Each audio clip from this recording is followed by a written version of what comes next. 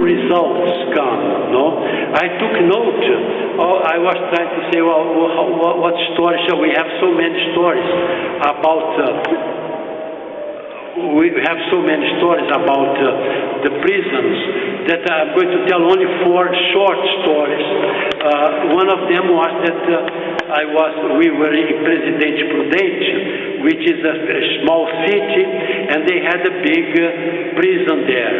And then the population hated the prison. There was an aggression in the population, and everyone that went to the prison, the family and all that, you know.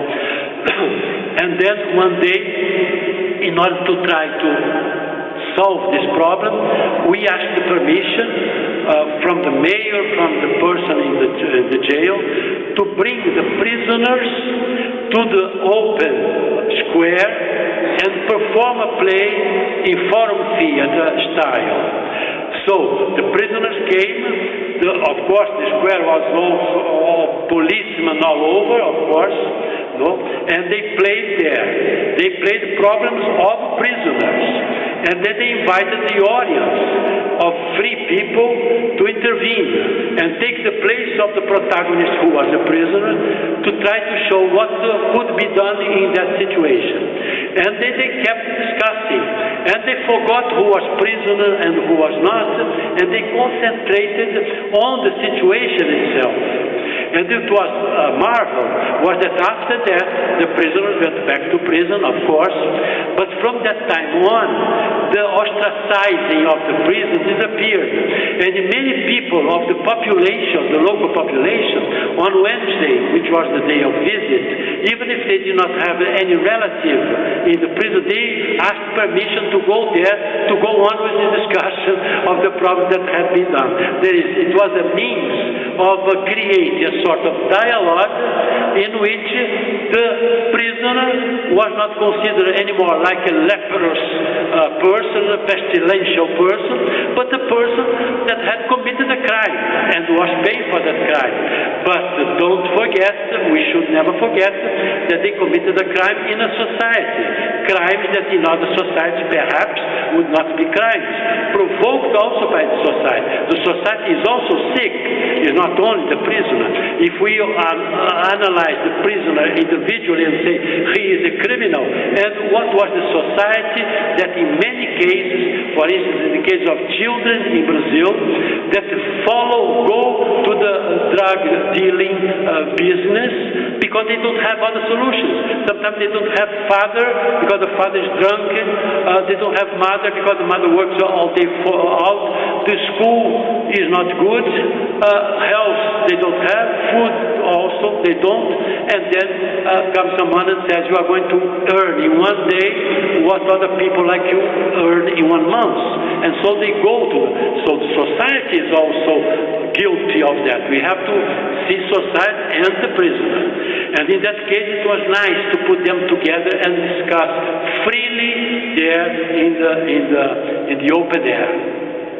The second story is of a man, he was 25 years old, if I'm not mistaken, that he had been in prison all his life, before in a prison for children, and then he played in a play, and he was really very funny, and he laughed very much, the audience laughed very much, and then I remember that a girl came to him and said that he was wonderful, and then he turned to us and said, this is the first time that someone says that I am good for something. And so I have to change. I'm no longer that person whom everyone says you are good for nothing, you are this, you are a criminal, you are... And they say, no, I have to change because they are telling me that I'm good for something. That for me, it's very touching. The other story... The other story was a mistake that was made by the justice, and the man was condemned without being guilty of absolutely anything. But by bureaucratic reasons, the papers was mixed or something like that. And then he said, I would like to do a play about my case, because I'm here, I don't know why, I did not do any crime. I'm here for over 1 year. In 1 year he was in prison, and then said, let me do a play about my case and see what can I do. I have done everything. My lawyer comes and I'm still here. And then he made the play. By an extraordinary coincidence, in the audience there was a judge. And then what happened? It happened that he presented his idea. All the actors were entering on stage until the judge raised and said, stop. I don't want to replace nobody, but I want to ask a question. Ask the question about something pertinent. And he answered. And then there, in the audience, she signed his freedom. And he went back home directly from the stage. He did not even go back to his cell to look for his brush of this. So it's another case. And the last case that I would like to tell you is the case of which one is it? It's the case of a prison in Mato Grosso. It was very nice what happened there also, because they had prepared the play, and they would go to play for the audience inside the prison. No, then, like they do always, in the work that we have done, they always do the play inside for everyone that comes. But that day they did not find a place to play. And the only place, more or less reasonable, was in front of a cell that had 300 prisoners in a place that could hold 100, 120. So they were put there all together. And in front there was a big space, free space. And then they asked the prisoners, they said, okay, let's try, ask them if they allow us to come here, if they keep quiet during production. And they said, the prisoner said, okay, we are going to keep quiet, you can do your play there, we are going to sit here and see. So the prisoners came behind the bars, and the play was done in front.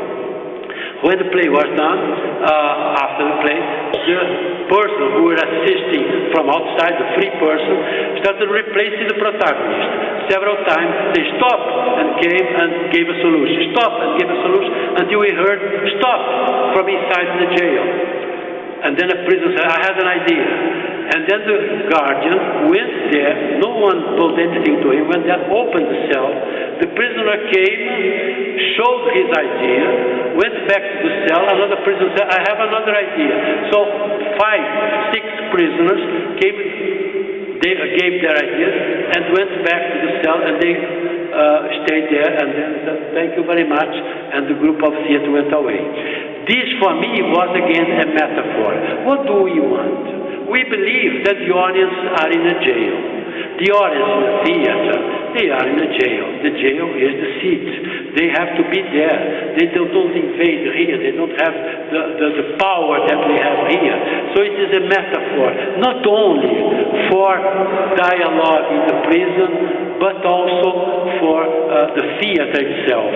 It's a place in which we have to have the courage to mount on stage and give our idea. Just to close, and then perhaps if there are some questions I willingly will answer, I would like to tell 2 more stories that shake me very much. One is that one of the groups that we have many groups in Brazil, is made of housemaids. They are called the Marias, the group of Marias, because all of them is Maria das Dores, Maria Conceição, Maria this, they are called like that. And then they perform everywhere. And one day one of them came to me and said, look, what we do, you say is theater.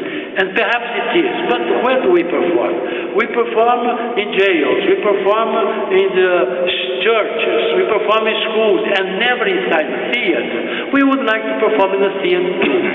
And then I said, but why? Theater, I came with that story. Theater is human being.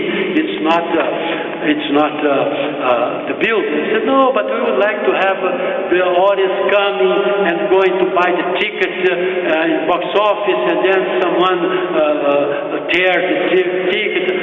Someone takes the person to the seat. And I said, okay, buy the ticket. I don't believe that much people are going to buy. They come for free. But anyway, if you want the ritual, we are going to do it. And then we hired the Central Theater in Rio de Janeiro, and we made a festival. The first play went